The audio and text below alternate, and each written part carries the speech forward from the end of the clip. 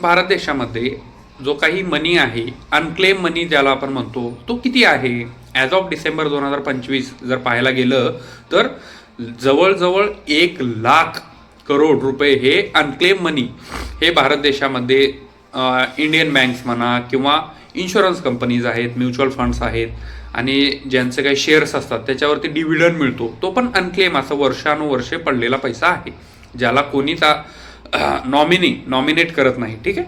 तर different types of गोष्टीमध्ये किती पैसा हा पडून आहे असं जर पाहायला गेलं अनक्लेम मनी, तर भारत देशाच्या फक्त बँकांकडे जर पाहायला गेलं तर 78 करोड रुपये हे असंच पडून आहेत. म्हणजेच काय, तर एखादं अकाउंट जर 10 वर्ष इनऑपरेटिव्ह असेल, म्हणजे त्याच्यामध्ये ट्रान्झॅक्शन काहीच झाले नसतील, तर ते अकाउंट हे डीपमध्ये जातं आणि तो जो पैसा आहे हा RBIकडे जातो. RBIकडे त्याचा एक फंड असतो, त्याला म्हटलं जातं डिपॉझिट इन्शुरन्स अवेअरनेस फंड, त्याच्यामध्ये तो पैसा जातो आणि हा 78,000 करोड ॲज ऑफ डिसेंबर 2025 आहे. आणि असंच जर इन्शुरन्स कंपनीमध्ये पाहायला गेलं तर 14,000 करोड आहे.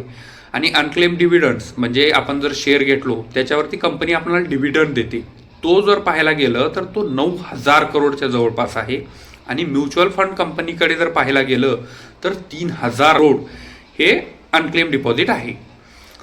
तर अशाच व्हिडिओसाठी चॅनलला सबस्क्राईब करा. धन्यवाद.